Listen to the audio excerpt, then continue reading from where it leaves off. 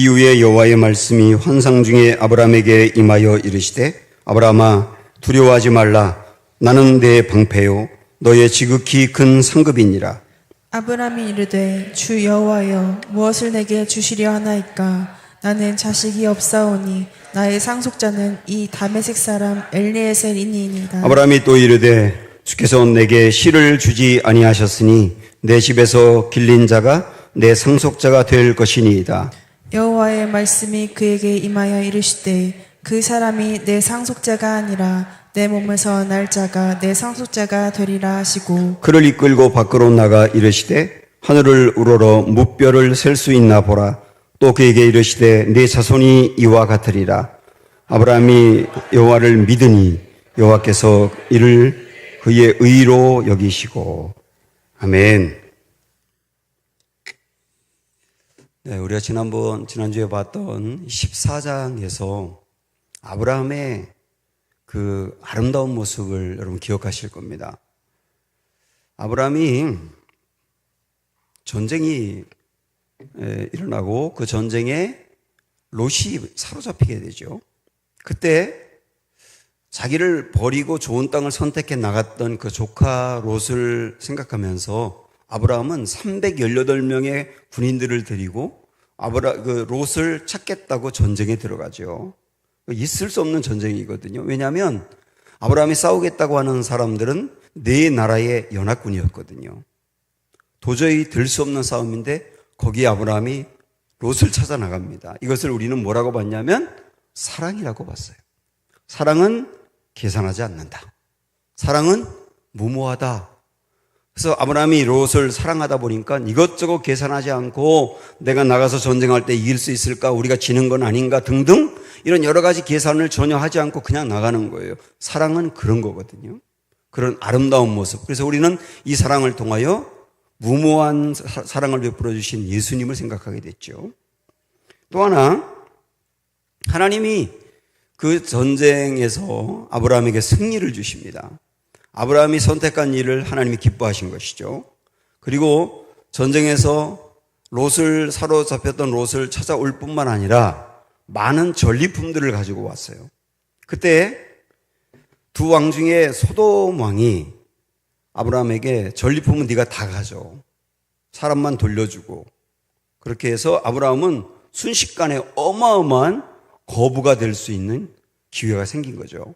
근데 바로 이때 아브라함은 그걸 거절합니다. 거절하면서 하나님이 우리에게 베푸신 그 은혜를 하나님께 영광을 돌리지 않고 하나님의 영광을 조금이라도 사람에게 돌리고 싶지 않다. 하나님의 영광이 조금이라도 훼손되는 것을 나는 두고 볼 수가 없다. 그래서 그 순결한 마음으로 거부하거든요. 이게 얼마나 아름답습니까? 그래서 14장에서 보이는 아브라함은 참으로 믿음으로 볼 때나 인격으로 볼 때나 아주 귀한 모습이거든요. 그런데 15장으로 넘어오면 아브라함이 그랬던 아브라함이 흔들리는 모습을 봅니다. 자, 우리 먼저 1절을 보세요. 이후에라고 하는 것은 아브라함이 전쟁이 끝난 다음에 그 얘기죠. 이후에 여호와의 말씀이 환상 중에 아브라함에게 임하여 이르시되 아브라함아 두려워하지 말라. 지금 아브라함은 어떤 상태예요? 두려움 상태예요. 두려우니까 두려워하지 말라고 하죠. 아브라함은 두려워하고 있습니다. 왜 두려워할까요? 전쟁에 나가서 조카 롯을 찾아오기 위해서 정말 무모하게 계산하지 않고 투입이 됐고 거기서 승리를 했습니다. 그리고 나서 집에서 와서 생각하니까 이게 내가 미쳤던 거예요. 이게 있을 수 없는 일을 내가 한 거예요. 그러면서 그때 확 두려움이 몰려오는데 저 네 나라가 내가 싸웠던 네 나라가 가만히 있지 않을 거라고. 그 네 나라가 다시 쳐들어와서 이제 나를 잡을 거라고, 나를 죽일 거라고 이런 생각이 밀려오면서 두려움이 생긴 거죠. 눈만 감으면 적들의 함성이 들리는 것 같고요. 그 다음에 잠만 자면 말발굽 소리가 막 들리는 것만 같고 견딜 수 없는 거예요. 깊은 두려움에 빠지게 된 겁니다. 지금 이게 15장에서 만나는 아브라함의 상태예요. 두려움. 또 하나 2절을 보시면 아브라함이 이르되 주 여호와여 무엇을 내게 주시려 하나이까 나는 자식이 없사오니 이렇게 나오죠. 갑자기 아브라함이 하나님에게 나 자식이 없어요 이렇게 얘기를 해요. 이게 우리 본문에는 이렇게 우리 말 성경에는 나와 있지만 이 원문을 느낌 있게 이렇게 해석을 하면 나는 자식이 없어 그냥 죽어가고 있어요. 자기 자신을 처량하게 보는 거예요. 이거를 자기 연민이라고 하죠. 자기 연민. 나를 굉장히 불쌍하게 보는 겁니다. 사실 하나님이 아브라함에게 너 아들을 줄게 이렇게 말씀을 하셨는데 그 아들이 생기지 않잖아요. 그리고 뭐 정확하게 성경에는 지금 아브라함의 나이가 몇 살인지 나와 있지 않지만 바로 요 다음에 16장으로 가면 아브라함이 이스마엘을 낳는 얘기가 나오거든요. 그리고 그때 나이를 정확하게 86세라고 이야기합니다. 그래서 지금 요 15장의 요 상황에서 대략 아브라함이 85세쯤 되지 않았을까. 예측할 수 있는데 합리적인 예측이거든요. 우리가 85세라고 생각을 한다면 아브라함이 하나님의 약속을 받고 10년이 지났는데 아무 일이 일어나지 않은 거죠. 그러니까 하나님이 아들 준다고 해서 모든 걸 버리고 따라왔는데 이루어진 거 없다 보니까 자기 연민에 빠지는 거예요. 나는 되는 게 아무것도 없어. 난 이렇게 그냥 자녀 없이 끝나나 봐. 뭐 이런 생각을 하게 되는 거죠. 자, 여러분 보십시오. 전쟁에서 이겼고 굉장히 놀라운 일을 했던 아브라함인데 갑자기 그 이후에 두려움에 휩싸여서 떨고 있고요. 자기 연민에 빠져가지고 좌절하고 있습니다. 이상하지 않습니까? 근데 이게 우리 이야기가 될 수 있어요. 우리도 큰 승리가 있은 다음에 영적 진공 상태에 빠지기 쉽습니다. 여러분들 이걸 아셔야 되거든요. 우리 같은 목회자들도 주일이 지나고 나면 이제 주일이 지났기 때문에 영적으로 충만해질 것 같은데 막 영적으로 완전 고갈된 것 같고요. 진공 상태에 빠지거든요. 집회 같은 거 하게 되면 큰 집회를 하고 그다음에 그 집회에서 큰 역사도 나타나고 놀라운 은혜도 나타나고 그러면 그 다음에 이상하게 쭉 쳐져 버려요. 신기하거든요. 우리 평신도들도 어떤 걸 목표를 놓고 달려가서 끝내 노력하고 정말 열심히 해서 그 일을 딱 이루고 나잖아요. 그러면 막 기쁨이 충만하고 뭐든지 다 할 수 있을 것 같은데 그게 아니라 그 다음에 완전히 쭉 가라앉는 거예요. 이게 신기하거든요. 이게 영적인 어떤 공백, 진공 상태라고 할 수 있습니다. 이런 일들은 굉장히 많이 경험해요. 그래서 쭉 가라앉아가지고 어떤 사람들은 그거를 채우기 위해서 도덕적으로 타락을 해요. 이해가 안 가거든요.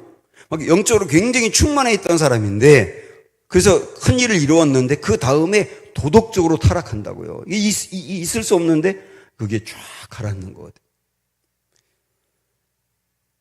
제가 주일날 내 안에 있는 모든 에너지를 다 쏟아내야 된다, 주일은. 그래서 목도 아끼지 않고 완전히 목이 상하더라도 다 쏟아내야 된다. 그래서 예배에 그렇게 임하고 그리고 이제 저녁이 되면 에너지가 별로 남아있지 않을 때가 있거든요. 그래서 월요일 날은 새벽 기도를 안 했었어요. 왜냐하면 내가 너무 힘드니까 다 쏟아냈으니까 월요일 날은 늦게까지 자고 쉬고 그래야 또 이렇게 회복이 된다고 생각했는데 월요일 날 새벽 기도를 안 하고 쉬니까 이게 완전히 월요일 날 더 가라앉아가지고 쭉 처진 상태로 한 주를 또 시작하게 되더라고요. 그때 제가 마가복음 1장의 말씀을 이렇게 묵상하게 됐는데 마가복음 1장에 보니까 우리 예수님이 하루를 어떻게 보냈는지가 나오더라고요. 안식일 날이었는데 오전에 회당에 가서 말씀을 가르쳤어요. 여러분 말씀 듣기만 하지만 말씀을 가르치는 사람이 얼마나 많은 에너지가 빠져나가는 거 잘 모르실 거예요. 우리 예수님도 빠져나가거든요. 그리고 나서 혼신의 힘을 다해서 말씀을 전해서 그랬는지 오후에 베드로의 장모 처갓집에 가가지고 좀 쉬려고 가신 것 같은데 갔더니 베드로 장모가 열병에 걸려 있어요. 그래서 병자를 치유하는 거예요. 그랬더니 병자를 치유하고 나서 이제 좀 쉴까 했는데 갑자기 소문이 그 마을에 퍼져가지고 온 동네 아프다는 사람은 다 모여들었어요. 그들을 일일이 주님이 또 치료하시는 거예요. 우리 주님은 집단으로 치료하지 않습니다. 한 명 한 명을 일일이 치료하시거든요. 그렇게 하고 밤이 늦어졌는데 이 소문이 아브라함이란다. 예수님이 있었던 가버나움에만 퍼진 게 아니라 그 동네를 뛰어넘어서 다른 동네까지 퍼져나가서 그 동네 사람들도 다 오는 거예요. 예수님께 고쳐달라고. 그래서 고치고 또 귀신 들린 사람도 와가지고 귀신을 내쫓고 그러다 보니까 밤이 늦어졌어요. 늦게까지 그 일을 하신 거예요. 이게 예수님의 하루였거든요. 그런데 그 다음날 새벽이 되었을 때 우리 예수님이 새벽 기도를 하시더라고요. 그 장면이 저에게 굉장히 강하게 다가왔어요. 우리 예수님 안식일에 모든 걸 다 쏟아놓고 에너지가 남아있지 않을 정도로 다 내놓았는데 그 다음날 새벽에 우리 예수님도 보충하기 위해 새벽 기도를 하는 거예요. 그 말씀을 읽으면서 저도 월요일날 새벽을 더 든든히 지켜야 되겠다 하고 아예 월요일날 새벽은 내가 설교를 해야 되겠다 그렇게 생각을 하면서 제가 바꿨거든요. 그러면서 영적인 진공 상태에 한없이 빠지는 것을 방어하게 되더라고요.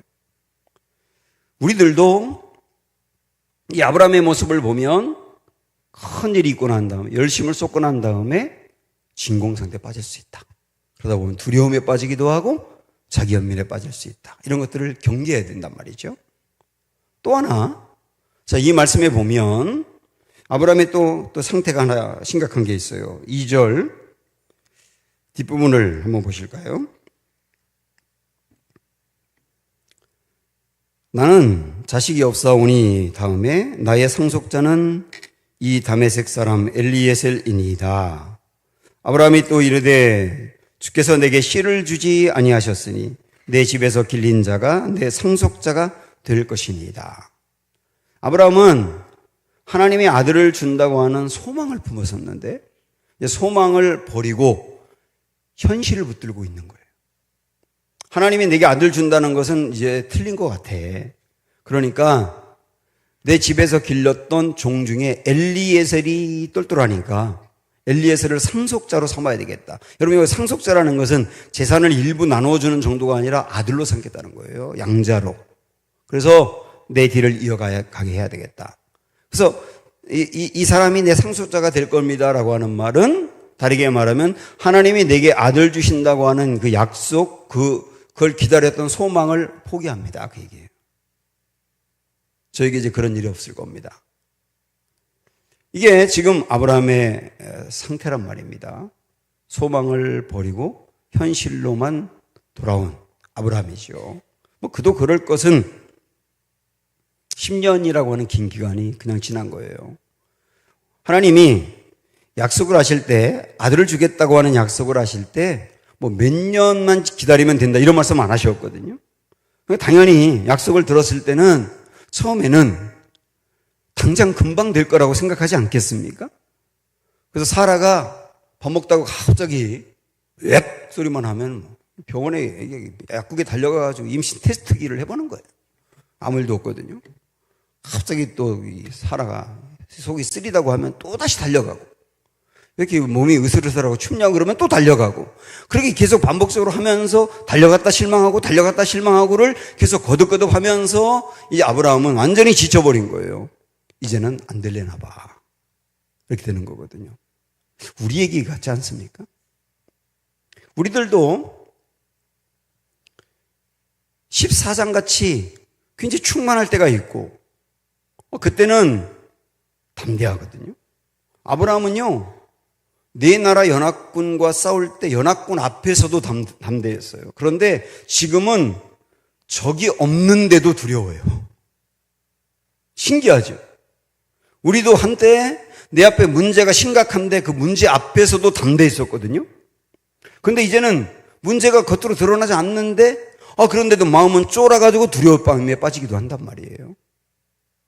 자기 연민에 빠져가지고 나를 불쌍히 여기면서 무너져 버리기도 하고, 그 다음에 그렇게 믿음을 갖고 기다리고 하나님이 이루어줄 거라고 생각하고 기도하고 했던 것들을 이제는 안 된다고 생각해서 스스로 내려놓고 이제 현실적인 거 붙드는 거예요. 현실적인 거. 아브라함도 조카 롯을 대안으로 삼아서, 우리 그 말씀 봤잖아요. 하나님이 아들 준다는 약속 안 지키면 여차하면 롯을 삼아야지. 그런데 하나님 롯과 헤어지게 만들거든요. 그러니까 이번에 또 여차하면 엘리에셀을 세워야지. 그래서 여차하면 모아야지, 여차하면 모아야지 하면서 대안을 둔단 말이에요. 그것처럼 우리도 하나님의 말씀 온전히 믿지 못하고 신뢰하지 못하고 기다리지 못하고 자꾸 현실적인 것들을 찾아나가면서 뭔가 다 버려두려고 하는 우리의 모습일 수 있다 이거죠. 사실 14장의 아브라함과 15장의 아브라함을 보면서 갭이 너무 큽니다. 14장의 아브라함과 15장의 아브라함의 갭이 너무 커요. 물론 우리도 성령으로 충만할 때 모습과 성령이 충만하지 않을 때 모습이 갭이 크거든요. 그런데 이 믿음이 좋고 신앙이 성장한다는 것은 이 14장과 15장의 갭이 별로 안 나야 되는 거예요. 그래서 우리가 흔들리긴 하지만 심하게 흔들리지 않고, 믿음이 왔다 갔다 하지만 깊이 요동하지 않고 갭이 자꾸 줄어들어야 되는 거거든요. 이게 우리의 신앙이 성장해 가는 길. 아브라함은 아직 그 단계는 아닌 것 같아요. 이런 아브라함에게 하나님은 어떻게 하시는가? 자, 우리 1절 다시 봅니다. 1절 시작. 이후에 여호와의 말씀이 환상 중에 아브라함에게 임하여 이르시되, 이게 참 귀한 말씀이에요. 아브라함이 침체에 빠져가지고 영적 진공 상태에 빠져서 지금 이러고 있을 때 하나님이 아브라함의 상태를 아세요 지금. 그래서 아브라함에게 하나님이 찾아오신 거예요. 찾아오셔서 말씀을 하시는 거예요. 여러분 이걸 기이 여기세요. 우리의 상태가 어떤지 하나님이 아세요. 상태가 어떤지를 아시고 하나님 우리에 찾아와서 말씀하신다는 거. 이 말씀을 들으면 우리는 일어서는 거거든요. 아브라함도 오늘 또 보겠습니다마는 이 아브라함의 상태가 심각한 걸 알고 하나님이 오셔서 말씀하시는데 이 말씀 하나가 아브라함을 일으킵니다. 이 말씀 하나가. 우리도 어떤 일들로 인하여 주저앉아 있고 처져 있고 영적 진공 상태에 빠져서 믿음이 흔들릴 때 하나님이 말씀하신다. 이 말씀 내가 붙들면 그 말씀 하나가 나를 일으켜 세운다. 여러분 이걸 중요하게 여기십시오. 제가 이전에 참 되는 일이 없을 때가 있었거든요. 우리 가정도 저의 사역도 되는 일이 없고 기도해도 안 되고 몇 가지가 계속 그러니까 제가 너무 지치겠더라고요.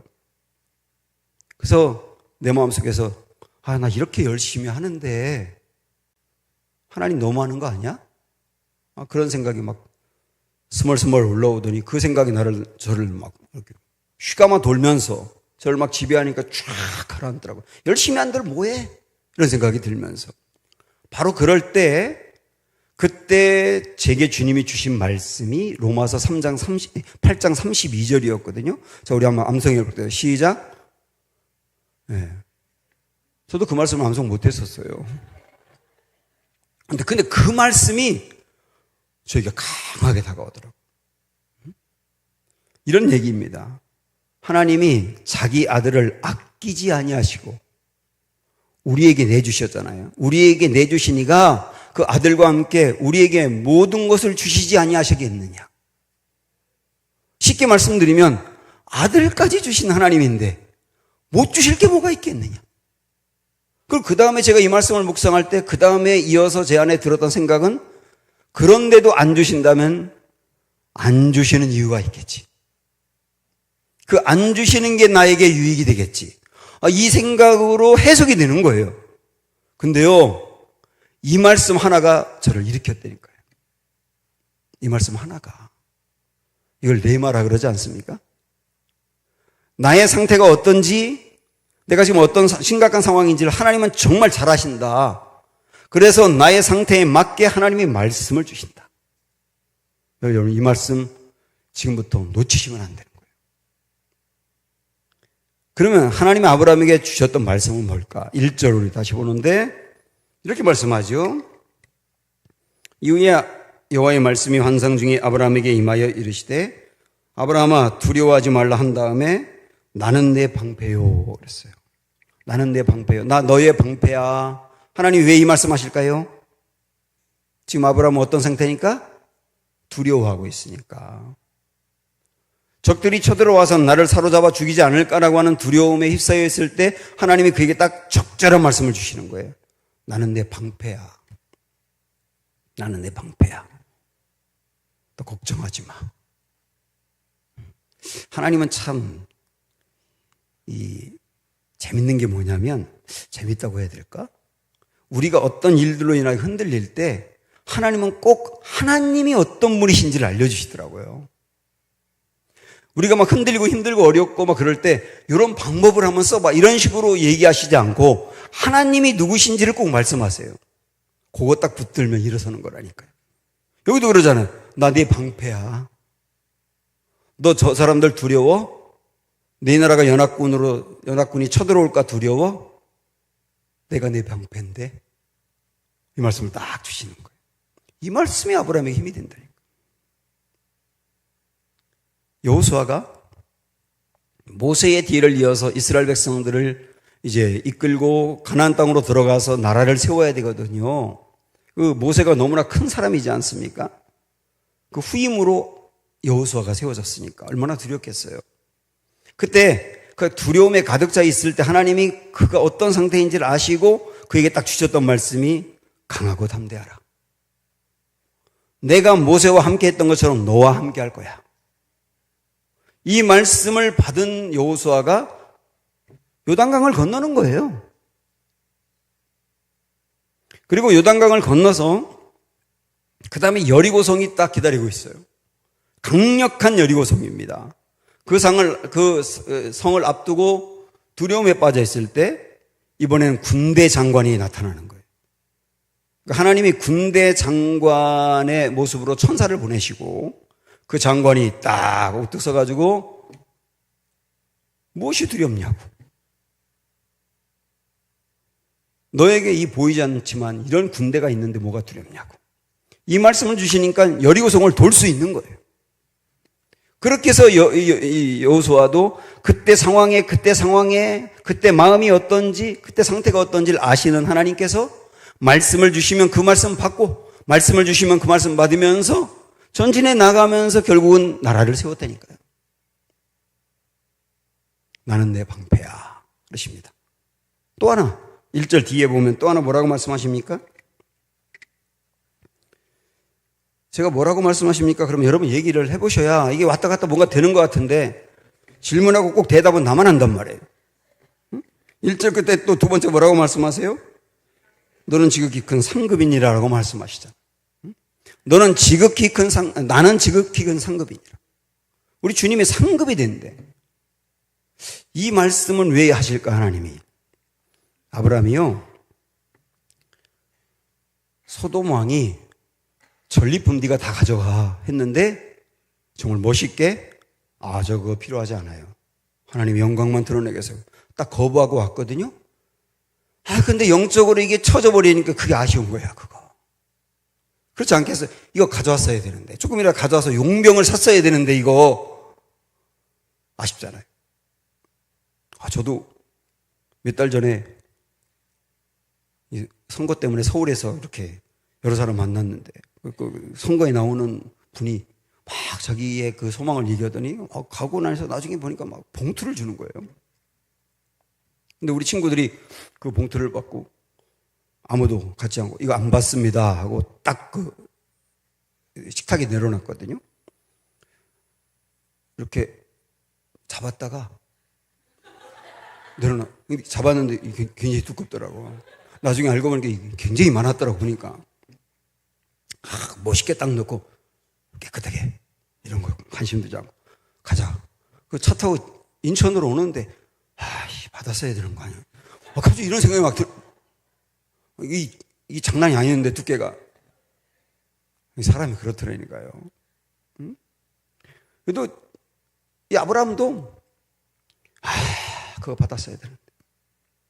이런 생각이 들 때 하나님이 내가 내 상급이야. 내가 내 물질이야. 이런 말씀인 거죠. 그런 거 연연하지 마.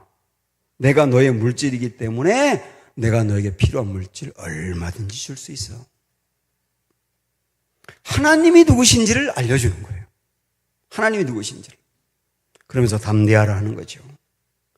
아브라함의 상태와 그 마음의 생각과 고민도 정확히 하시는 하나님이 거기 맞게 말씀을 주시는 거예요. 또 하나,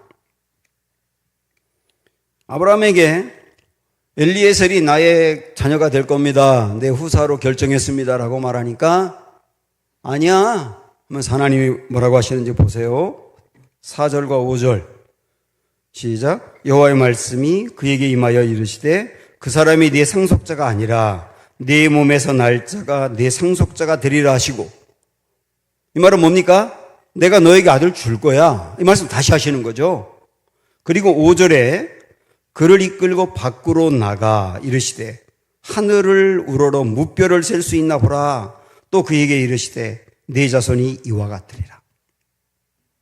아브라함이 자녀에 대해서 하나님이 아들 준다는 것을 포기하고 현실 붙으니까 말씀을 하는데 그 말씀만으로 아브라함이 안 받아들이니까 아예 그를 끌고 밖으로 나가가지고 아브라함아 너 저 위에 하늘의 별을 세봐. 밤이었나 봐요. 얼마나 그 옛날 고대 시대니까 별이 많았겠어요. 한번 세봐. 셀 수 있어 없어? 셀 수 없습니다. 내 자녀가 이렇게 많을 거야. 내 후손이 이렇게 많을 거야.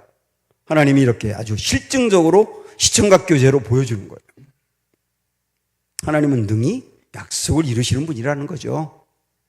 약속을 이루는 분이라는 거예요. 이거를 아브라함이 지금 어떤 상태인지 아시는 하나님께서 가장 정확하고 적절하게 말씀을 주시는 거예요. 저는 우리가 어떤 상황을 만나든지 어떤 일이 있든지 어떤 이야기를 듣든지 이런 것 때문에 우리 영적 상태가 진공 상태에 빠지며 처져 있을 때 우리의 상태를 가장 잘 아시는 하나님께서 우리에게 가장 필요한 말씀을 주신다고 믿습니다.